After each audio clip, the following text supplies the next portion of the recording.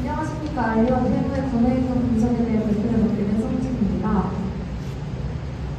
저희의 목차는 기업 속에 저희가 했던 설문조사, 소비자 행동 분석, 구매 의사 결정 과정, 쇼핑 플랫폼 비교로 이루어져 있습니다. 먼저 알리익스프레스는 중국 최대의 해외 판매 전문 이커머스 플랫폼입니다. 초기 알리는 B2B, 즉 기업과 기업 사이의 거래를 주로 했지만 2012년부터는 해외 소비자들에게 직접 판매하는 B2C 플랫폼으로 성장하였습니다. 이로써 알리익스프레스는 소비자가 전 세계 제조업체에서 직접 구매할 수 있도록 하는 선도적인 글로벌 리테일 전자상거래 플랫폼으로 자리 잡고 있습니다. 다음으로 테무는 소비자가 더 나은 삶을 살 수 있도록 수십만의 판매 파트너 및 제조업체 브랜드와 연결해주는 전자상거래 기업입니다. 테무는 고객과 비용 효율적인 공급업체를 직접 연결하여 경쟁력 있는 가격의 상품을 소비자들에게 제공합니다. 이로 인해 여러 중간 단계를 거치지 않고 공장에서 소비자에게 직접 배송하기 때문에 고객은 산지 도매가에 고객을 누릴 수 있습니다. 두 번째로 저희가 알리와 테무에 대한 소비자의 인식과 경험을 조사하기 위해 진행했던 설문조사에 대해 말씀드리겠습니다. 이 설문조사는 무작위의 온라인 쇼핑몰 사용자 총 62명을 대상으로 11월 17일부터 11월 22일까지 진행하였습니다. 이 설문조사에는 94%의 20대, 5%의 30대, 2%의 40대가 참여하였으며 이 중 여성 55%, 남성 45%가 참여해 주셨습니다. 설문조사에서 저희는 가장 먼저 알리와 테무의 사용 여부를 물어봤습니다. 설문에 참여해주신 분들 중 총 53%가 사용한 적이 있다고 말씀을 해주셨고, 이후 어떤 제품을 구매할 때 사용하는지에 대해 궁금해 이에 대해 질문을 했는데 이는 기타에 대한 답변이 가장 많았습니다. 기타에 대한 설문조사 참여자들의 답변으로는 옷, 장난감, 작은 액세서리, 한번 쓰고 말 물품 등을 가장 많이 사용한다고 답변을 해주셨습니다. 기타 항목 다음으로는 생필품, 화장품 순서로 가장 많이 구매한다고 답변을 해주셨고, 다음으로는 타 쇼핑 플랫폼이 아닌 알리와 테무를 이용하는 이유가 가장 궁금해 이에 대한 질문을 해보았습니다. 이 질문에 대한 답으로는 저렴한 가격이 79%로 가장 많았고, 다음으로는 다양한 제품이 18%, 잦은 할인이 3%였습니다.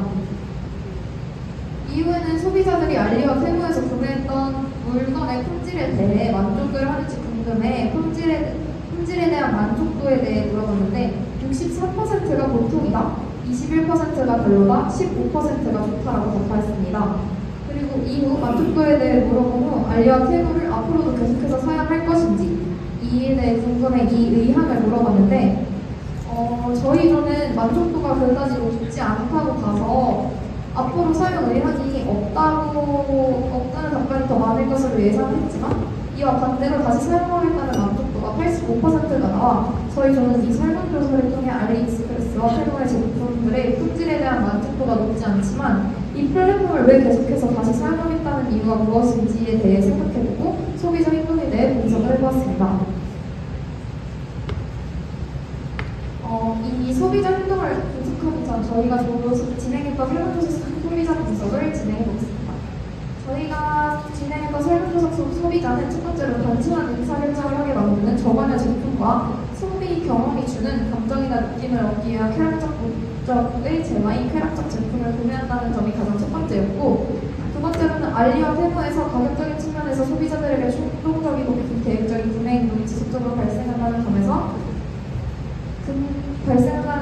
구매 시점에서 감정적이고 비계획적이면 충동적인 면이 소비자에게 긍정적인 동기로 발생하고 죄책감이 생긴다는 점에서 부정적인 동기가 발생한다는 점에서 격근 회피 갈등이 소비자들에게 계속해서 발생한다고 보았고, 세 번째로 소비자가 구매한 제품의 품질이 기대 이하여도 지속적으로 구매하는 소비자들이 계속 있는 걸로 본다면 브랜드에 대해 어느 정도의 신뢰도와 충성도를 지니고 있을 가능성이 높다고 보았습니다.